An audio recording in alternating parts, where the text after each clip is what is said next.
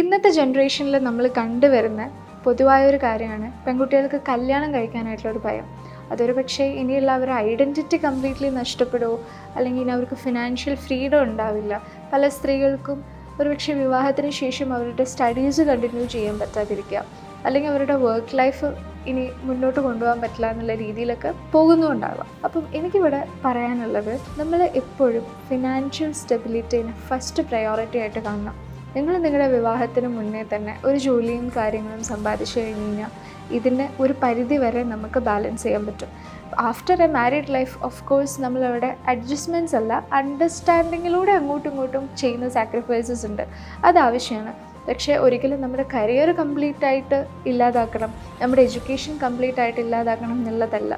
പിന്നെ കല്യാണം എന്ന് പറയുന്നത് ഒരിക്കലും ഒരാളുടെ ഡ്രീംസിനെയോ അവരുടെ ഗോൾസിനെയോ അച്ചീവ് ചെയ്യാതിരിക്കാനുള്ള ഒരു കാര്യമല്ല. ഞാൻ ഒരു ചെറിയ ഏജിൽ വിവാഹം കഴിച്ചിട്ടുള്ള ഒരാളാണ്. പക്ഷേ എൻ്റെ 2 മക്കളെയും കൂട്ടി തന്നെയാണ് ഞാൻ ഈ ട്രെയിനിങ്സ് ചെയ്യുന്നതും ഇങ്ങനെയുള്ള ഒരുപാട് കാര്യങ്ങളൊക്കെ ചെയ്യുന്നതും. സോ ഡ്രീംസ് നമ്മുടെ പാഷൻ ആവുന്ന സമയത്ത് നമ്മൾ അതിലേക്ക് വർക്ക് ചെയ്യാൻ റെഡി ആവുമ്പോൾ ബാക്കിയുള്ള കാര്യങ്ങളും കൂടെ നമ്മളെ ഹെൽപ്പ് ചെയ്യാനായിട്ട് വരും.